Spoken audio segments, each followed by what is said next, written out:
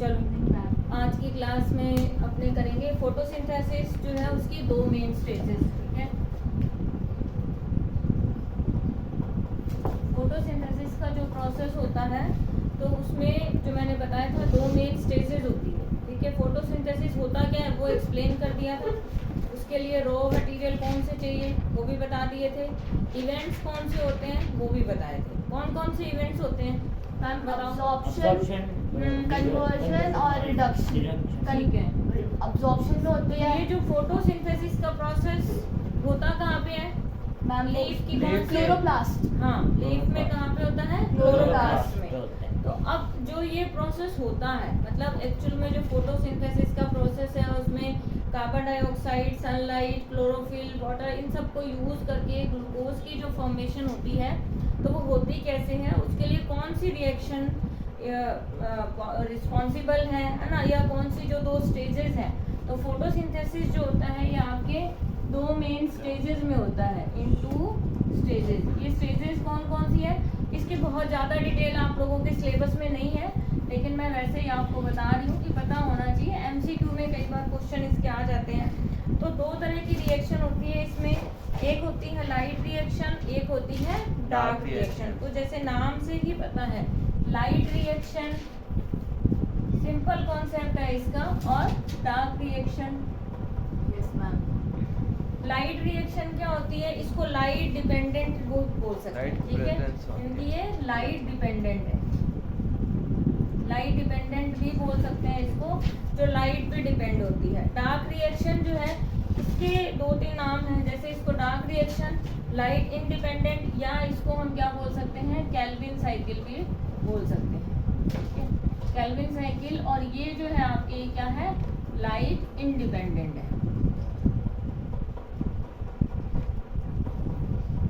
ये light independent है। अब ये जो लाइट रिएक्शन है ये होती कहाँ पे है, ये आपकी होती है जो क्लोरोप्लास्ट की स्ट्रक्चर मैंने आप लोगों को बताई थी और 9th क्लास में भी आप लोगों के थी।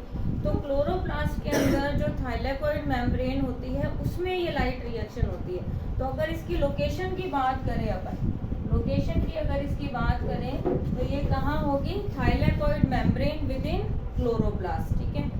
बहुत ज़्यादा मैं कह रही हूँ इसकी डिटेल मैं एक बार आप लोगों को बता रही हूँ, लेकिन जो मेन पॉइंट्स इसके होंगे लर्न करने वाले वो आपको नोट भी करवा दूंगी। तो होता कहाँ है यहाँ पे, थाइलेकोइड,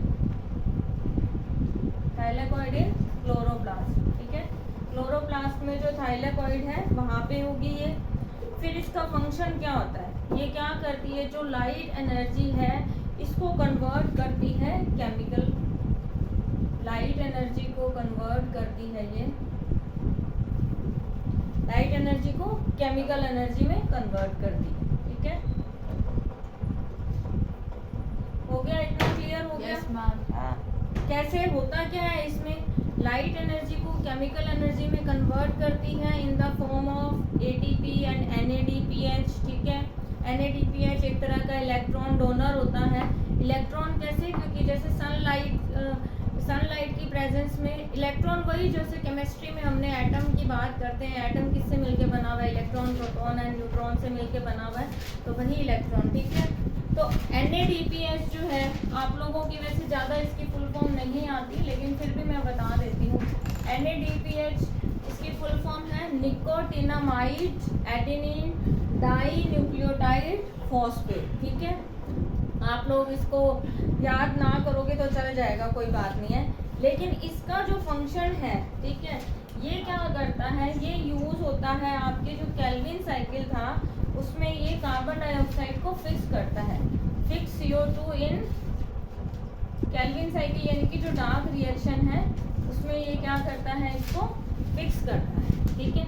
तो आपको समझ आया, लाइट रिएक्शन क्या होगी, लाइट डिपेंडेंट है पहली चीज तो ये। दूसरा होती कहाँ है, क्लोरोप्लास्ट के अंदर जो थाइलेकोइड है वहाँ पे ये रिएक्शन होगी। थर्ड, इसका जो फंक्शन है ये क्या करता है, लाइट एनर्जी को चेंज करता है केमिकल एनर्जी में, ठीक है, in the form of ATP and NADPH, ठीक है। NADPH की फुल फॉर्म आपको मैंने बताई, nicotinamide adenine di nucleotide phosphate. इसको इसकी फुल फॉर्म मैं लिख भी देती हूँ। आप लोगों को लिखने से थोड़ा ज़्यादा और क्लियर हो जाएगी। निकोटिनामाइड, ठीक है, निकोटीन, इसको आप ऐसे याद कर सकते हो, निकोटीन अमाइड, ठीक है। Adenine, nicotinamide, adenine, di phosphate, di nucleotide phosphate, sorry, di nucleotide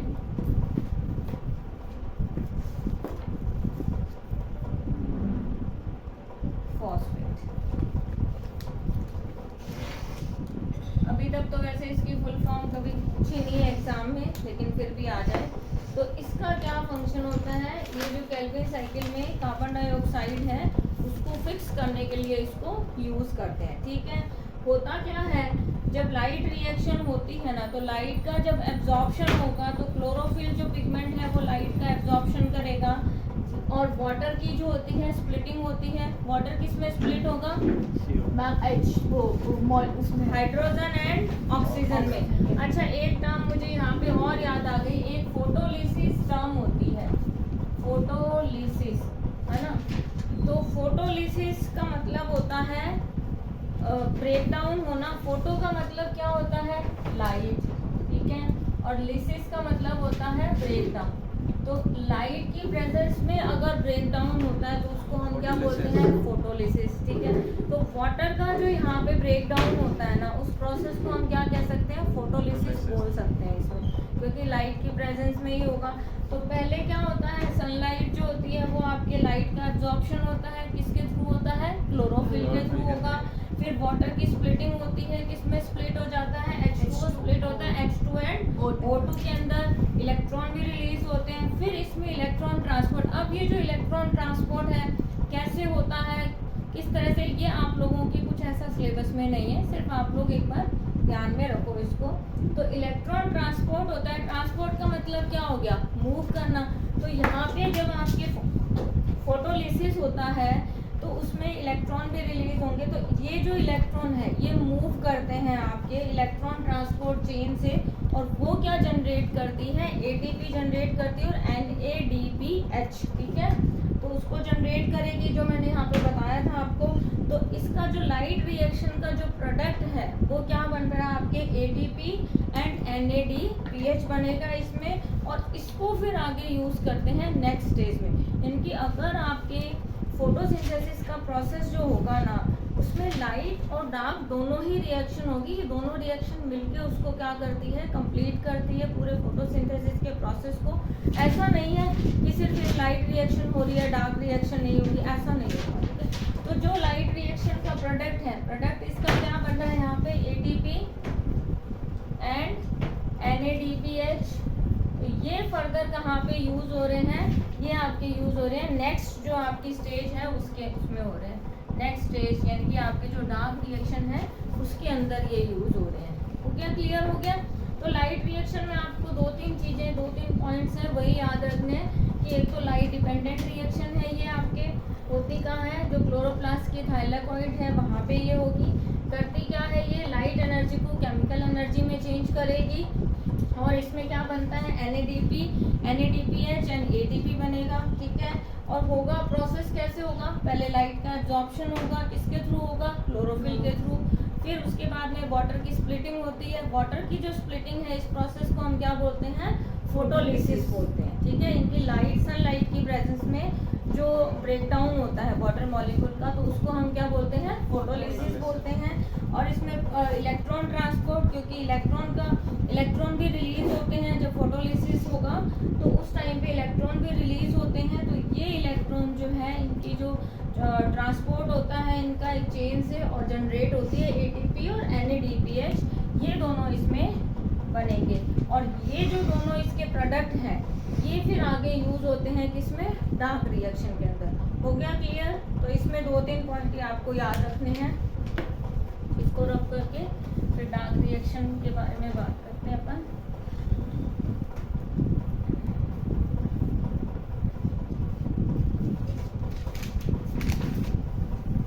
dark reaction जो है ना, इसको हम कार्बन फिक्सिंग रिएक्शन भी बोलते हैं। डार्क कार्बन फिक्सिंग रिएक्शन भी बोल सकते हैं। ज़्यादा डिटेल इसकी आपके 11th क्लास में है। तो ये जो डार्क रिएक्शन है, अब ये कहाँ होती है? लाइट रिएक्शन तो कहाँ थी? क्लोरोप्लास्ट के आपके थाइलेकोइड में, ठीक है। डार्क रिएक्शन होती है आपके स्ट्रोमा के अंदर, ठीक है। क्लोरोप्लास्ट के अंदर एक जो फ्लूइड फिल्ड स्पेस होता है, जिसको हम स्ट्रोमा बोलते हैं, वहाँ पे ये रिएक्शन होती है। तो डार्क रिएक्शन किसको यूज करती है? जो भी लाइट रिएक्शन के प्रोडक्ट्स हैं फर्दर वो यहाँ पे यूज होते हैं। इसका फंक्शन यही हो गया। ये क्या करती है? तो ये होगी कहाँ? आपके स्ट्रोमा ऑफ क्लोरोप्लास्ट। स्ट्रोमा क्या है ये आप लोगों को पता है, 9th क्लास में भी पढ़ा ही है और मैंने बता भी दिया। फ्लूइड फिल्ड स्पेस जो होता है क्लोरोप्लास्ट के अंदर, उसको बोलते हैं। तो इसका फंक्शन क्या हो गया? जो लाइट रिएक्शन के प्रोडक्ट, लाइट रिएक्शन के प्रोडक्ट क्या थे? ATP एंड NADPH, ठीक है। तो इनको क्या करती है? यूज करती है और आपके कन्वर्ट करती है इसको कार्बन डाइऑक्साइड को ग्लूकोज में, और कन्वर्ट करेगी carbon dioxide to glucose as a sugar, ठीक है। फिर इसका प्रोसेस इसमें क्या होगा? इसमें भी कार्बन डाइऑक्साइड का फिक्सेशन होगा, क्योंकि उसको कन्वर्ट कर रही है। जो भी एटमॉस्फेयर है वहाँ से कार्बन डाइऑक्साइड लेते हैं, इसको फिक्स करेगा, फिर रिडक्शन होता है। ये जो आपके, तो इसमें होगा क्या? Fixation of CO2। फिर नेक्स्ट इसके अंदर क्या होगा? आपके रिडक्शन होता है। रिडक्शन किसका होगा? ATP और NADPH।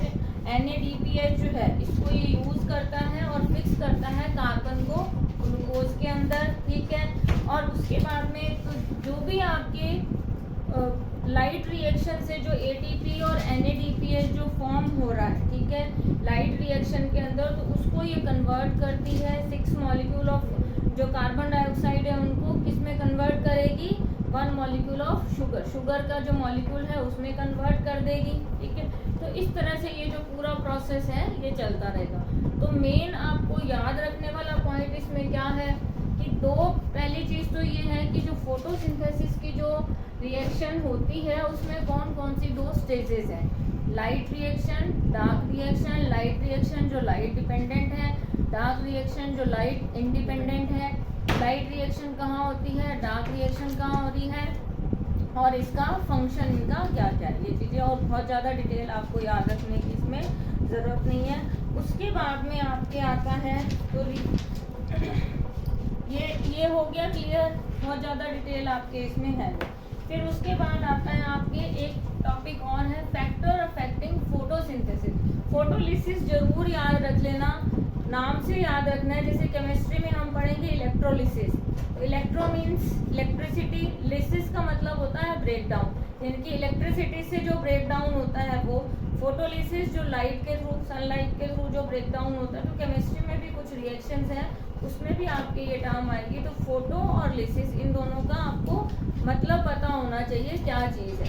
तो जो वाटर का ब्रेक डाउन है, अगर आपके क्वेश्चन आ जाता है कि वाटर का जो ब्रेक डाउन हो रहा है फोटोसिंथेसिस में, उस प्रोसेस को क्या बोलते हैं, तो वो है फोटोलिसिस, ठीक है।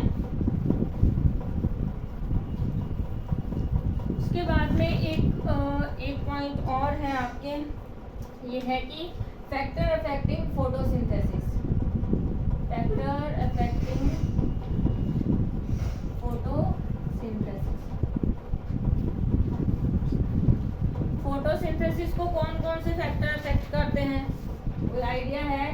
बताओ। नहीं है, सारा कुछ मैडम आप बता दोगे, कोई आइडिया? सही है ना?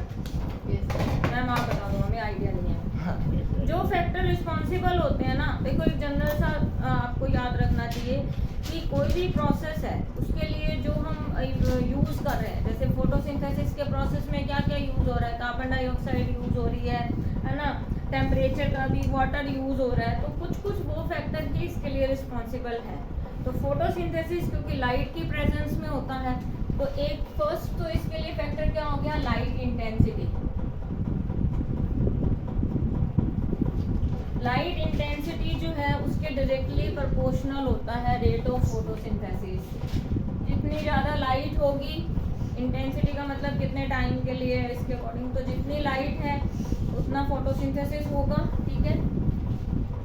तो ये याद इसकी कोई ऐसे डिटेल नहीं आती है, जस्ट आपको एमसीक्यू में क्वेश्चन आ सकता है या 1-2 मार्क्स का क्वेश्चन आए तो उसमें आपको पता होना चाहिए कौन कौन से फैक्टर उसके लिए रिस्पॉन्सिबल है। तो लाइट इंटेंसिटी के डायरेक्टली प्रोपोर्शनल है। डायरेक्टली प्रोपोर्शनल का मतलब अगर लाइट ज़्यादा है तो रेट ऑफ फोटोसिंथेसिस भी ज़्यादा है, लाइट नहीं कम है तो फोटोसिंथेसिस भी उतना ही कम होगा, ठीक है। सेकेंड है कंसंट्रेशन ऑफ कार्बन डाइऑक्साइड। तो कार्बन डाइऑक्साइड की कंसंट्रेशन के भी एक तरह से डायरेक्टली प्रोपोर्शनल ही होता है ये, ठीक है। तो इसमें यूजुअली,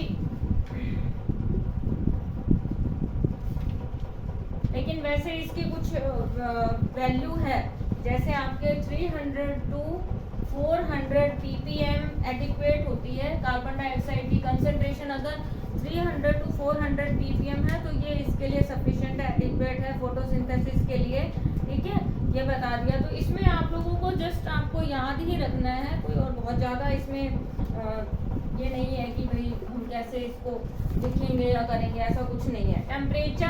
टेम्परेचर रेंज जो होती है between 25 to 35 degree, 25 to 35 degree centigrade maximum जो है ये टेम्परेचर रेंज है इसकी, है ना। इस टेम्परेचर के बीच में फोटोसिंथेसिस जो है वो सही प्रोसेस होता है। उसके बाद में वाटर,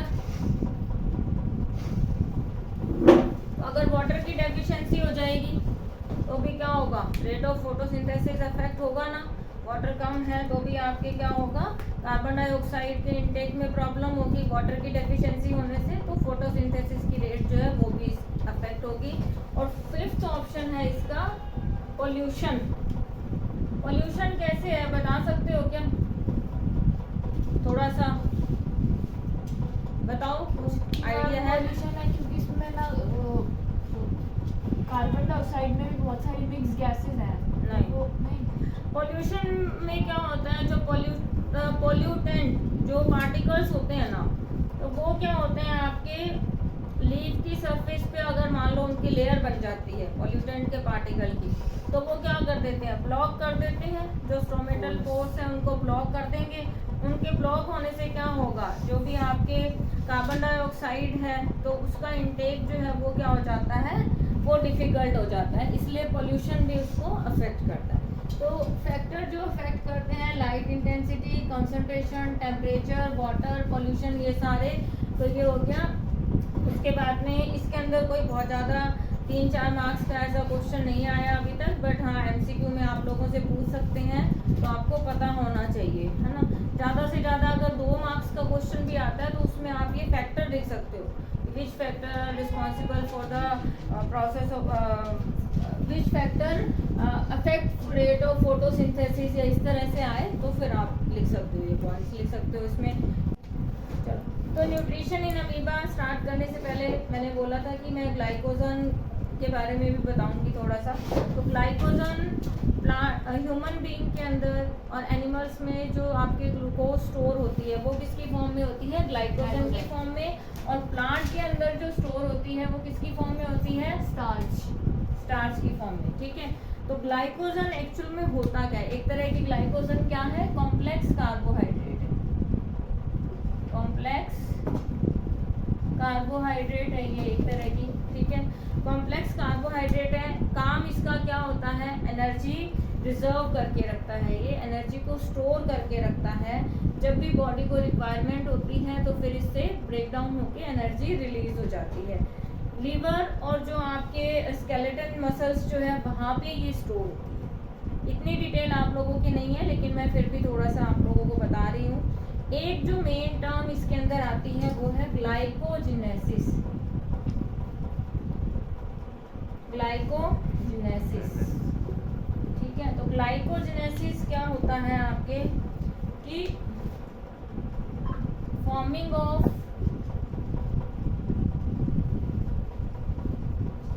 ग्लाइकोजन, ग्लाइकोजन का बनना किससे, फ्रॉम ग्लूकोज से बनना। तो इस प्रोसेस को हम क्या बोलते हैं, ग्लाइकोजेनेसिस। बाई चांस आपके एमसीक्यू में अगर क्वेश्चन आ जाए तो ये ध्यान रखना, process of forming of glycogen from glucose is called glycogenesis. Glycogenesis, GENESIS, glycogenesis, ठीक है। एक टर्म और है वो आपके क्या है, ग्लाइकोजिनोलिसिस, ग्लाइकोजिनोलिसिस।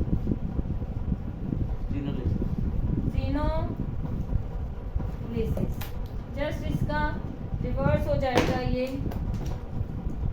हमने यहाँ पे क्या कहा था कि ग्लाइकोजन का बनना, ग्लूकोज से ग्लाइकोजन का बनना ग्लाइकोजेनेसिस हो गया, और ग्लाइकोजिनोलिसिस क्या होता है कि ब्रेक डाउन होना, ब्रेकिंग डाउन ऑफ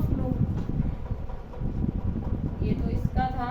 अब है आपके breaking down of glycogen to glucose, ठीक है,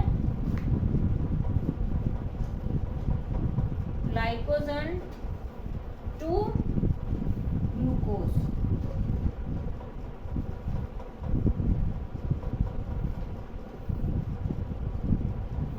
breakdown of glycogen to glucose, इसको हम क्या बोलते हैं, ग्लाइकोजिनोलिसिस।